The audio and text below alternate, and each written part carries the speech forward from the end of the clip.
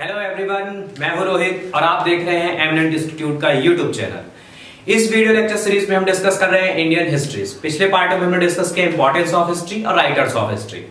History के लेखकों के बारे में हमने बात कर चुके हैं और हम ये पढ़ चुके हैं कि इतिहास हम पढ़ते क्यों हैं। तो आज के लेक्चर में हम ये डिस्कस करेंगे कि इतिहास लिखा कैसे गया, उसके स्रोत कैसे थे, उसका निर्माण कैसे किया गया, मतलब जो भी इतिहास के लेखकों ने लिखा उनका रेफरेंस क्या था। तो रेफरेंस कई टाइप के होते हैं, तो उनमें मेनली 5 टाइप के रेफरेंस हम पढ़ेंगे, जिसमें सबसे पहला रेफरेंस है भौतिक अवशेष। तो किसी भी स्थान विशेष में जब जो व्यक्ति रहते हैं, जो समुदाय रहता है बस्तियां बनाकर, तो वो समुदाय अपने पीछे कुछ अवशेष छोड़ते हैं, भौतिक अवशेष छोड़ते हैं। उन्हीं अवशेषों का अध्ययन करके इतिहास का मतलब इतिहास की जानकारी उसके प्राप्त की जाती है। तो इसी कालक्रम में क्या हुआ कि जब भारत में बहुत सारे भवनों का निर्माण होने लगा, बहुत सारे मंदिरों का निर्माण होने लगा, तो आपने देखा होगा कि जैसे बहुत सारे मंदिर, बहुत पुराने जमाने के मंदिर भूमि की सतह के ऊपर पाए जाते हैं, जैसे कि खजुराहो का मंदिर है, पट्टाडकल का मंदिर है, वो तो अपने क्षेत्र के अवशेष ही हैं, बस वो विखंडित नहीं हुए, जमीन के नीचे नहीं दबे हैं, पर वो है तो अपने जमाने के और हमको उस काल की जानकारी उपलब्ध कराते हैं। पर कुछ अवशेष क्या होते हैं, वो भूमि के नीचे दब जाते हैं और भूमि के नीचे दब जाते हैं और एक टीले जैसी संरचना का निर्माण करते हैं। टीले मतलब मॉन्ड्स। टीले वो होते हैं जहां पर मतलब किसी पुरानी संस्कृति या सभ्यता का मतलब अवशेष नीचे दब जाते हैं और उनके ऊपर मिट्टी जम जाती है। धीरे धीरे मिट्टी जमते जमते हुए टीले का निर्माण हो जाता है। इन्हीं टीलों की खुदाई करके हमें ये पता चलता है कि मतलब ये संस्कृति और अवशेष प्राप्त करते हैं और फिर ये जानते हैं कि किस संस्कृति के हैं, इनका कालक्रम क्या था, इनके लोग क्या क्या मतलब कैसी बस्तियां बनाते थे, कैसे घरों में रहते थे, औजार कैसे थे, मतलब खाने के लिए कौन से अनाज को उपयोग करते थे, हथियार क्या क्या थे, और इनकी जीवन पद्धति, सांस्कृतिक, सामाजिक हर प्रकार के जीवन की जानकारी हमको उनके अवशेषों से प्राप्त होती है। तो ये जो टीले होते हैं ये बेसिकली 3 टाइप के होते हैं कि मतलब उनमें जैसे अवशेष प्राप्त होते हैं उसके हिसाब से इन्हें 3 टाइप से डिवाइड किया गया है इन मॉन्ड्स को। तो ये मॉन्ड्स एकल होते हैं, एकल सांस्कृतिक टीले होते हैं,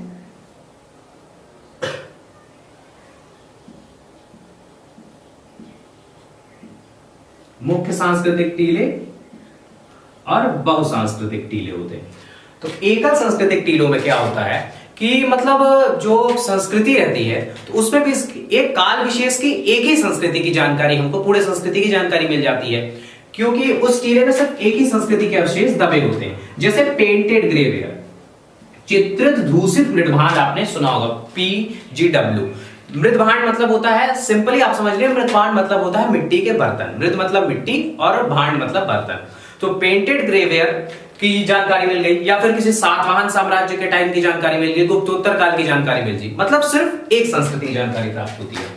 और जो मुख्य सांस्कृतिक टीले होते हैं उनमें क्या होता है कि मतलब बहुत सारी संस्कृतियां सम्मिलित रहती हैं, पर मुख्य रूप से सिर्फ एक संस्कृति के अवशेष ही प्रिवेल करते हैं, मतलब वही सबसे ज्यादा पाए जाते हैं और बाकी जो अन्य संस्कृतियों के मतलब अवशेष होते हैं वो कम मात्रा में मिलते हैं।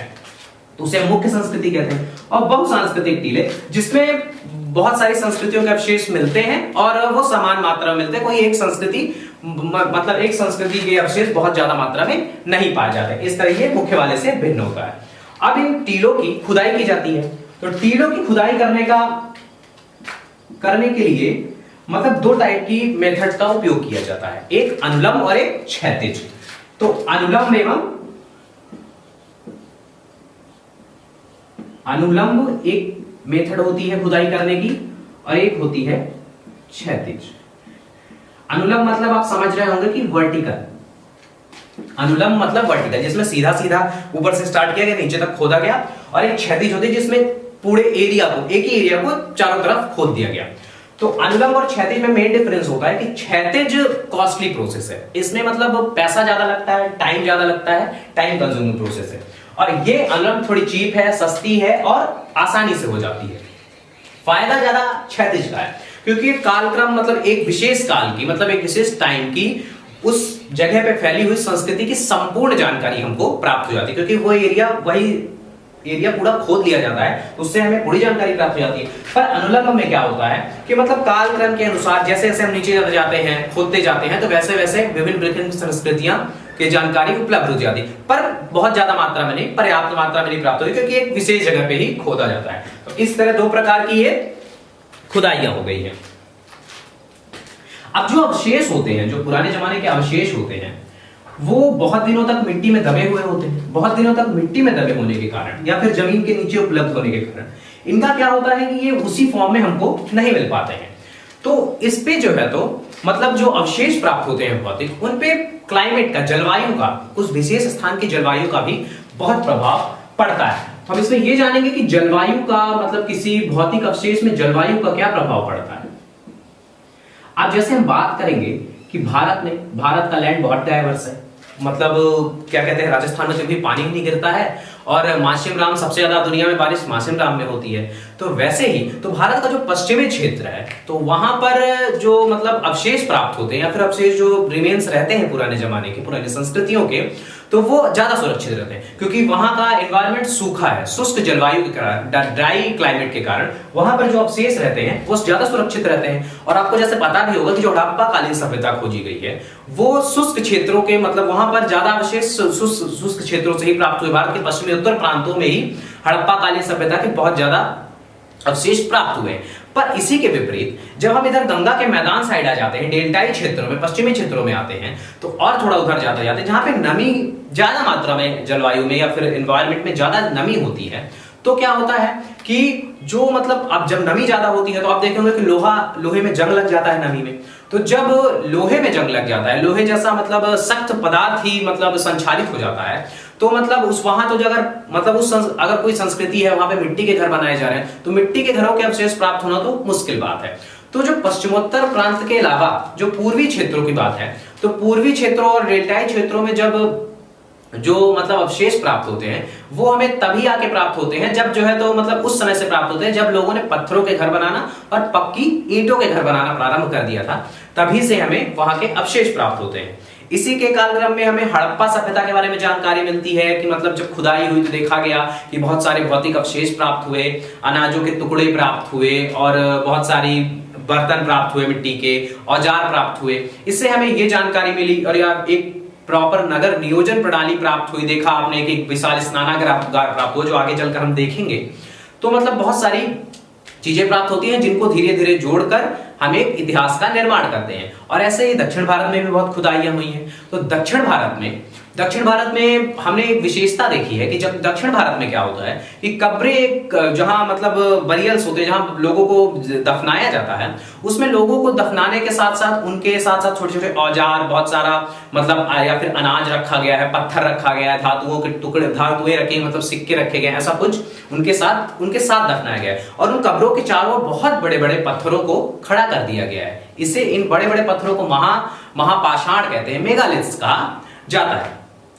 तो अब तो हम ये जानकारी प्राप्त हो गई कि भौतिक अवशेष प्राप्त होते हैं, पर जो मतलब जीवित पदार्थ होते हैं और जीवित पदार्थ और निर्जीव वस्तुएं प्राप्त होती हैं, उनके कालक्रम की जानकारी, मतलब ये कितने पुराने हैं, इसकी जानकारी हमें कैसे होती है।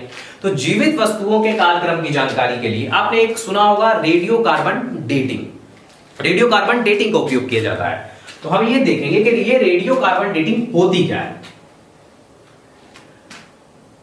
रेडियो कार्बन डेटिंग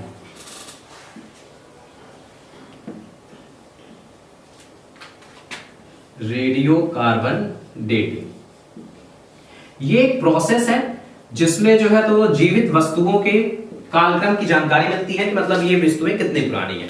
तो इसमें क्या होता है, हर सजीव वस्तु के अंदर एक कार्बन का एक आइसोटोप पाया जाता है, रेडियोधर्मी आइसोटोप पाया जाता है C14, ये मिलता है। और सभी रेडियोधर्मी पदार्थों की मतलब क्वालिटी क्या होती है कि सभी रेडियोधर्मी पदार्थ धीरे धीरे क्षय होते जाते हैं, पर जब तक व्यक्ति के शरीर में ये C14 उपलब्ध रहता है और व्यक्ति जीवित रहता है तो इसका रोज क्षय होता है और भोजन और वायु के साथ ये C14 फिर से हमें मिलता जाता है। तो जितना क्षय होता है उतना मिलता जाता है, तो उसकी एक क्वांटिटी रिमेन मतलब कांस्टेंट रह जाती है। पर जैसे ही व्यक्ति निर्जीव हो जाता है या फिर ऊर्जा बनना बंद हो जाती है, शरीर मर जाता है, तो क्या होता है, ये C14 धीरे धीरे डीके होने लगता है, क्षय होने लगता है शरीर से। तो एक निश्चित समय के बाद तो इसी C14 के हाफ लाइफ की जानकारी प्राप्त करके मतलब धीरे धीरे डीके होने लगता है। तो एक समय ऐसा आएगा कभी आधा शरीर से खत्म हो जाएगा और कभी पूरा होगा, कभी 1/4%। इसमें इसकी हाफ लाइफ होती है, वैज्ञानिकों ने इसकी हाफ लाइफ कैलकुलेट की है C14 की। C14 की हाफ लाइफ होती है 5568 वर्ष। ये 5568 वर्ष बाद इसकी धारिता आधी रह जाती है। तो हम इस तरह कैलकुलेट कर सकते हैं। तो जैसे एग्जांपल में लेते हैं कि मान लीजिए C14 कोई जीवित वस्तु थी और जब वो मरी तो उसमें C14 की मात्रा 100 थी। तो 5568 वर्षों के बाद, 5568 वर्षों के बाद, ईयर्स के बाद C14 जो था 100 था, अब वो हो जाएगा 50। और अगले 5568 वर्षों के बाद जब फिर 5568 वर्ष हो जाएंगे तो C14 हो जाएगा 25। तो बस यही, बस इसकी हम स्टडी कर रहे थे कि किसी भी मतलब जीवित वस्तु के अवशेष में, निर्जीव जीवित वस्तु के अवशेष में ये C14 कितनी मात्रा में उपलब्ध है, और इससे हम उसके कालक्रम की जानकारी प्राप्त कर लेते हैं। और ऐसे ही बहुत सारे पेड़ों की परागों की जानकारी, परागकणों के अध्ययन से हम ये पता कर लेते हैं कि वहां स्थान विशेष में कैसी फसलें बोई जाती थी। इससे यह भी पता चला है कि जो राजस्थान का और कश्मीर का एरिया है वहां 500 से 6000 वर्षों पूर्व कुछ खेती जैसे अवशेष प्राप्त हुए हैं कि वहां पर खेती भी की जा रही थी। इसी प्रकार बहुत सारे भौतिक अवशेषों की जानकारी के माध्यम से हम इतिहास का निर्माण आसानी से कर सकते हैं। तो ये तो बात हो गई कि भौतिक अवशेषों के बारे में। अब कुछ और रिमेन्स हैं, अब हम सिक्कों के बारे में बात करेंगे। तो जैसा कि आपको पता है कि पुराने जमाने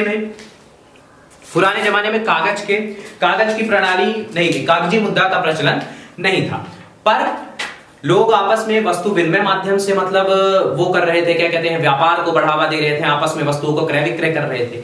पर धीरे धीरे शायद सिक्कों की आवश्यकता महसूस हुई होगी, कोई एक विशेष कॉइन जिससे जो है तो चीजें खरीदी जा सके। तो ये कॉइन बहुत सारी पहले तो धातुओं के बनाए जाते थे। धातुएं होती थी सोना, चांदी, तांबा और सीसा, और भी बहुत सारी जो प्राप्त धातुएं थी उनसे जो है तो ये इन सिक्कों का निर्माण किया जाता था। और क्रय विक्रय का माध्यम था ये, और दान करने के लिए राजा मोहरों का उपयोग करते थे। आपने फिल्मों में सुना हुआ होगा कि राजा ने मोहर दान कर दी है, फिर सोने के सिक्के चलते थे, तो ये सोने के सिक्के चलाए जाते थे। और इन सिक्कों पर क्या होता था, ये बेसिकली जो 500 BC के टाइम से जो सिक्कों के अवशेष प्राप्त हुए हैं, बहुत सारे सिक्के तो जमीन के ऊपर भी प्राप्त हुए हैं और कुछ नीचे प्राप्त हुए हैं। तो जो मतलब 500 ईस्वी पूर्व के अवशेष सिक्कों के प्राप्त हुए हैं, उनमें मोस्टली सिक्के आहत सिक्के हैं या फिर ठप्पा सिक्के, जिनमें जो है तो पंच मार्क सिक्के, उनमें पंच मार के कोई विशेष आकृति का निर्माण कर दिया जाता था। तो अब उसमें विशेष आकृतियां कैसी थी, देवी देवताओं के चिन्ह हुआ करते थे, राजाओं का मतलब फोटो बना हुआ होता था, या फिर मछली, कोई जानवर, चंद्रमा, या फिर बहुत सारे मतलब हाथियों के चित्र बने होते थे। तो मतलब हम इन सिक्कों से बहुत सारी जानकारी मिलती है। जैसे अगर हाथियों का चित्र बना हुआ है, मछली का चित्र बना हुआ है, या फिर किसी अन्य जानवर, हिरण का चित्र बना हुआ है, तो इससे हम ये समझते हैं कि मतलब उस टाइम के जो लोग हैं, जब ये सिक्का चलता था तो उस टाइम के लोगों ने को हाथी के बारे में जानकारी थी, उस जानवर के बारे में पर्याप्त जानकारी उपलब्ध थी, या फिर मतलब ये जानकारी मिलती है कि कौन सी देवी देवताओं की ये लोग पूजा करते थे। तो इस प्रकार हमें इन सिक्कों से ये पता चलता है। और जैसे जब वो किस धातु के हैं सिक्के, तो धातु से ये पता चलता है कि अगर धातु से ये सिक्के बनाए गए हैं तो मतलब उस काल के व्यक्तियों को धातु कर्म का ज्ञान था। इस मामले में वो लोग बहुत ही आगे थे। तो जैसे एक सिक्का बहुत ही प्रचलित है, गुप्तकालीन सिक्का है, गुप्तकालीन सिक्के में समुद्रगुप्त का चित्र बना हुआ है, और समुद्रगुप्त का चित्र बीड़ा बजाते बना हुआ है। तो क्या समुद्रगुप्त को किसी ने देखा हुआ है बीड़ा बजाते हुए? नहीं, पर उस सिक्के में समुद्रगुप्त की प्रतिमा बनी हुई है बीड़ा बजाते हुए, जिससे हम ये पता लगाते हैं कि ये अंदाजा लगाया गया कि समुद्रगुप्त जो थे तो बहुत ही संगीत प्रेमी थे।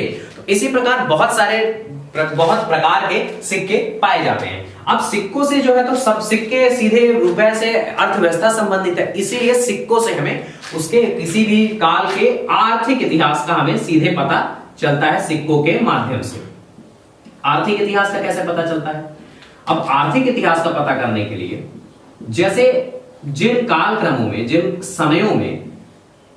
समयों में सिक्कों मतलब जिस समय में सिक्के बहुत ज्यादा मात्रा में प्राप्त हो रहे हैं, तो हम ये मानेंगे कि यहाँ पे व्यापार बहुत समृद्ध अवस्था में था, तब तो वहां पर सिक्के बहुत प्रचलन में थे।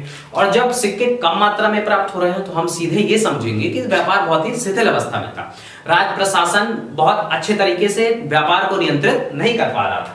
और सिक्कों की क्वालिटी के बारे में, मतलब जो सिक्के में धातु यूज की गई है उसके द्वारा भी हम जानकारी प्राप्त करते हैं।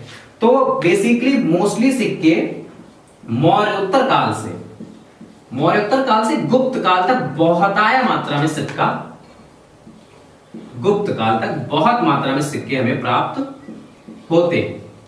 गुप्त काल में बहुत मात्रा में सिक्के प्राप्त होते हैं। तो हमें यह पता चलता है कि इस टाइम पीरियड में भारत में व्यापार बहुत ही समृद्ध था। हम रोमनों से व्यापार कर रहे थे, यूनानियों से व्यापार कर रहे थे।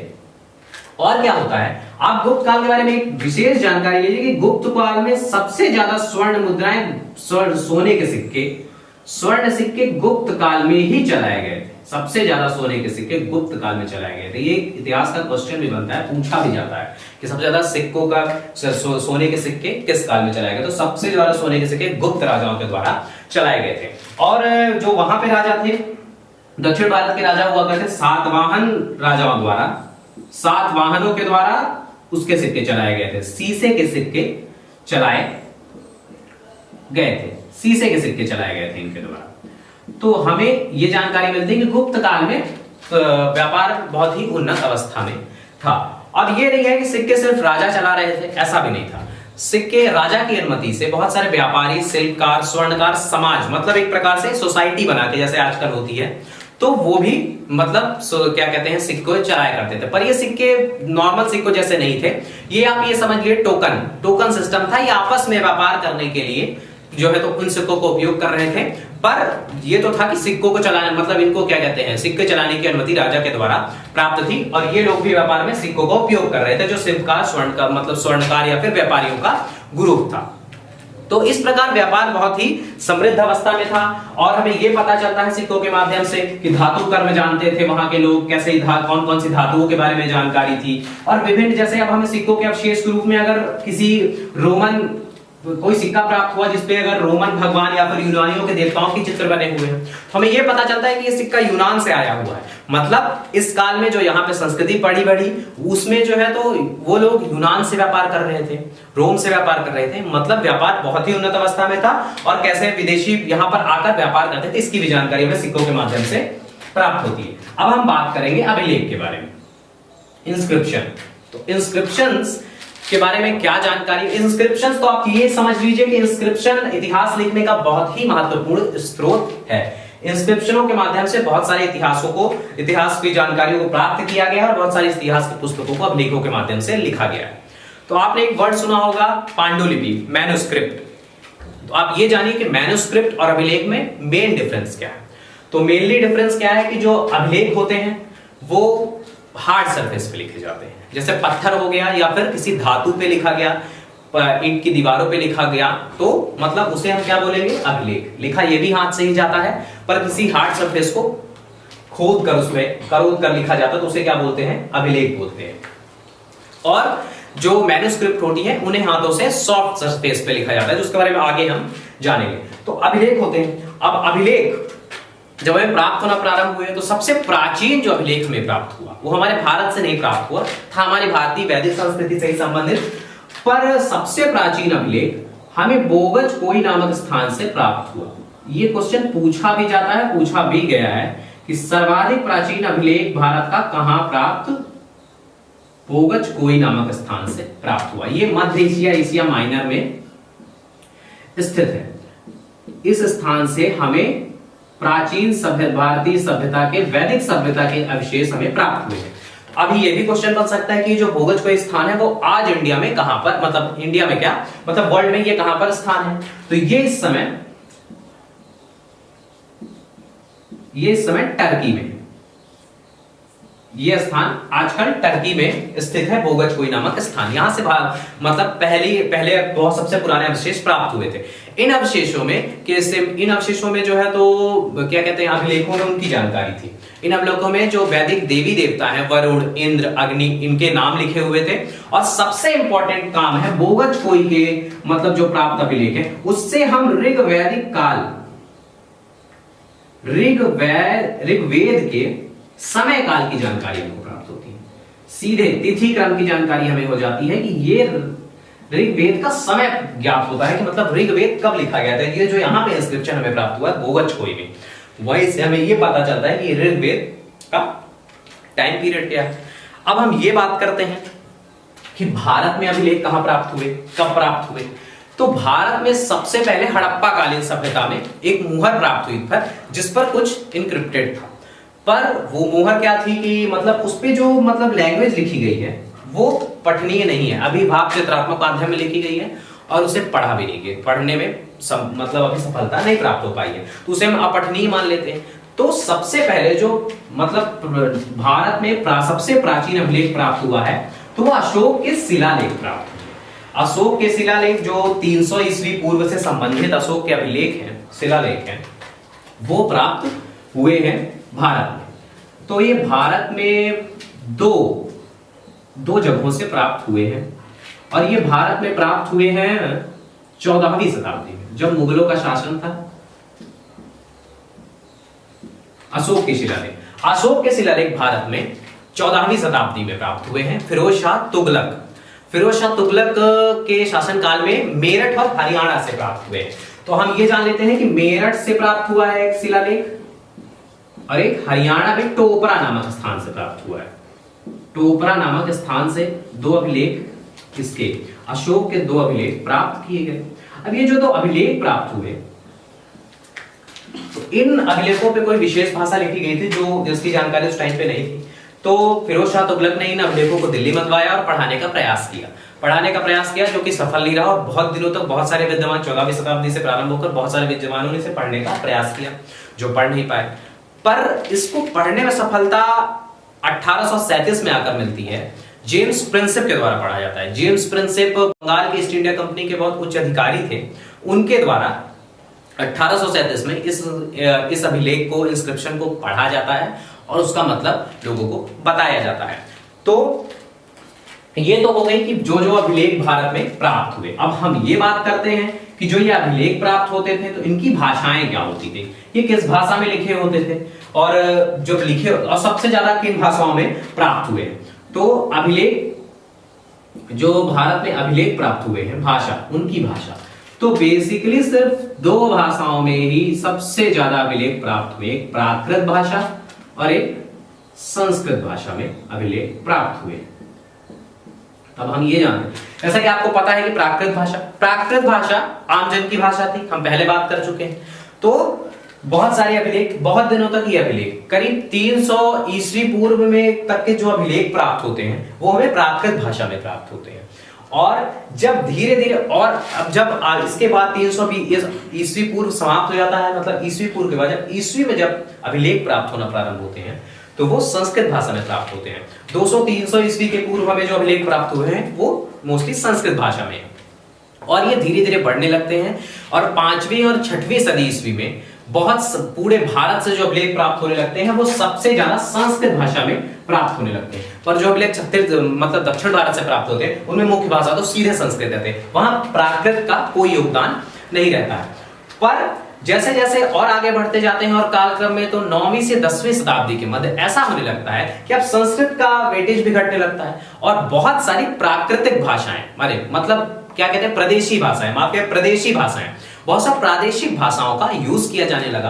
अभी तक सिर्फ दो भाषाएं थी, एक प्राकृत और एक संस्कृत, पर अब जो है तो प्रादेशिक भाषाएं बहुत सारी आ गई और छोटी छोटी भाषाओं में भी बहुत सारे अभिलेख मिलने लगे। तो आप ये भी देखोगे कि जो अभिलेख मिले हैं उनको पढ़ने का भी सिलसिला यही है कि जो अभिलेख 8वीं सदी तक के अभिलेख मिले हैं उनको पढ़ा जा चुका है, पढ़ने में सफलता हासिल की जा चुकी है क्योंकि प्राकृत और संस्कृत में लिखे गए हैं। पर जो मतलब अब 8वीं सदी के बाद जो अभिलेख मिलते हैं उनको पढ़ने में थोड़ी डिफिकल्टी हुई है और ऐसा कहा जाता है दक्षिण भारत में करीब 50,000 से ज्यादा अभिलेख प्राप्त हुए हैं जिनका अभी मतलब प्रॉपर सिस्टमैटिक सुव्यवस्थित तरीके से अभी तक संकलित भी नहीं किए गए हैं। तो पढ़ने की बात तो आगे है। तो मतलब इन अभिलेखों की भाषाएं मतलब संस्कृत और प्राकृत और कुछ प्रादेशिक भाषाओं में भी अभिलेख लिखे गए। अब हम लिपियों के बारे में बात करते हैं कि इनकी लिपि क्या होती थी। तो आप ये समझ लीजिए, आप सबसे पहले तो अंतर समझ लीजिए कि लिपि और भाषा में क्या अंतर है, लैंग्वेज और भाषा में क्या अंतर है। तो जैसा हम देखेंगे कि अभी आप अंतर समझिए तो ये मैंने लिख दिया हिस्ट्री और ये मैंने लिख दिया ये भी हिस्ट्री। तो एक हिस्ट्री मैंने इंग्लिश में लिखा है, एक हिंदी में लिखा है। दोनों हिस्ट्री लिखे हुए हैं, दोनों की लैंग्वेज इंग्लिश है। हिस्ट्री वर्ड इंग्लिश का वर्ड है, पर जो ये हिस्ट्री लिखा हुआ है इसमें स्क्रिप्ट लिपि, इसमें लिपि यूज की गई है रोमन लिपि। ये रोमन लिपि के शब्दों का प्रयोग करके, मतलब ABCD जो वर्ड होते हैं वो रोमन के वर्ड हैं। और जो हिस्ट्री ये लिखा हुआ है ये देवनागरी में लिखा हुआ है, मतलब जो हमारी भाषा हिंदी के शब्द हैं तो उसे हम देवनागरी के बोलते हैं। इसकी स्क्रिप्ट देवनागरी में है और इसकी रोमन में है, और दोनों इंग्लिश के शब्द हैं। तो आप जैसे आपने और देखा होगा मराठी भाषा भी देवनागरी में ही लिखी जाती है। इंग्लिश में भी बहुत, इंग्लिश लिपि मतलब रोमन लिपि में भी बहुत सारी भाषाएं लिखी जाती हैं। तो अब हम लिपि के बारे में जानते हैं कि अभिलेखों में लिपि कैसे यूज हुई। तो अभिलेख जो शिलालेख अशोक के प्राप्त हुए हैं उसमें सबसे ज्यादा ब्राह्मी लिपि का यूज किया गया है। ब्राह्मी लिपि, अब ब्राह्मी लिपि का यूज किया गया है ब्राह्मी और खरोष्टी। ब्राह्मी और खरोष्टी लिपि का उपयोग किया गया है। ब्राह्मी और खरोष्टी लिपि का उपयोग किया गया है। जो ब्राह्मी लिपि है इसकी क्या विशेषता होती है, ये लेफ्ट से राइट लिखी जाती है, जैसे हम हिंदी लिख रहे हैं या फिर इंग्लिश लिखते हैं। और खरोष्टी लिपि क्या होती है, खरोष्टी लिपि राइट से लेफ्ट लिखी जाती है खरोष्टी लिपि। तो सबसे ज्यादा अभिलेख तो इसी भाषा में प्राप्त हुए हैं, मतलब इसी लिपि में प्राप्त हुए हैं, ब्राह्मी में। खरोष्टी में कम मात्रा में लेख अभी शिलालेख अशोक के प्राप्त हुए हैं। और खरोष्टी भाषा जैसे आजकल उर्दू होती है, फारसी होती है, जिनको राइट से लेफ्ट लिखा जाता है, वैसे इसको लिखा जाता था। और ब्राह्मी लिपि को जैसे हम हिंदी या फिर इंग्लिश लिखते हैं तो वैसे ब्राह्मी लिपि को लिखा जाता था। अशोक के शिलालेख दो और लिपियों में प्राप्त हुए, यूनानी और अरमाइकी। पर वो अभिलेख भारत में नहीं प्राप्त हुए हैं। जो अभिलेख पाकिस्तान या अफगानिस्तान में प्राप्त हुए शिलालेख, उन शिलालेखों में अरमाइकी और यूनानी लैंग्वेज का भी यूज किया गया है। अब क्या है कि जो अभिलेख या शिलालेख हमें प्राप्त होते हैं, तो अभिलेख और शिलालेखों के मतलब कितने प्रकार के होते हैं, उनके प्रकार भी डिवाइड किए गए हैं। तो अभिलेख और शिलालेख कुछ तो सरकारी मतलब आदेश होते हैं जो राजा के द्वारा दिए जाते हैं अपनी प्रजा को या फिर बहुत सारे प्रशासनिक अधिकारियों को, एक आदेश के रूप में होते हैं। राज आदेश होते हैं तो वो सरकारी होते हैं, सरकारी तौर पर, या फिर आप ऐसा समझ लो कि ये राज आदेश के रूप में लिखा जाता है, राजादेश। और दूसरे होते हैं धार्मिक अभिलेख होते हैं। और तीसरे होते हैं,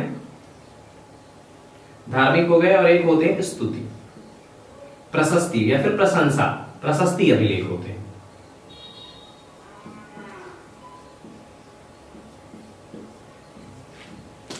राजादेश, धार्मिक और प्रशस्ति। तो इसमें क्या होता है, राजादेश में तो राजा अपने मतलब प्रजा को या फिर अधिकारियों को एक आदेश देता है, वो राजादेश होते हैं। मतलब जो अशोक के शिलालेख हैं वो इसी फॉर्म में लिखे गए हैं, वो राजादेश फॉर्म में लिखे गए। और धार्मिक शिलालेख वो अभिलेख वे होते हैं जो मतलब किसी धार्मिक संप्रदाय के द्वारा, जैसे जैनों के द्वारा या फिर बौद्धों के द्वारा या फिर वैष्णव या शैव संप्रदाय के द्वारा ऐसे अभिलेख अपने धर्म के प्रचार के लिए लिखे जाते हैं। तो वो अभिलेख जैसे हैं हेलियोडोरस का गरुड़ स्तंभ जो विदिशा में प्राप्त हुआ है, वो धार्मिक अभिलेखों की श्रेणी में आता है। और प्रशस्ति होती है जो किसी राजा की मतलब प्रशंसा में अगर अभिलेख लिखा गया है तो उसे हम प्रशस्ति कहते हैं। और इस प्रशस्ति का सबसे अच्छा उदाहरण है समुद्रगुप्त की प्रयाग प्रशस्ति, जो बहुत ही फेमस है।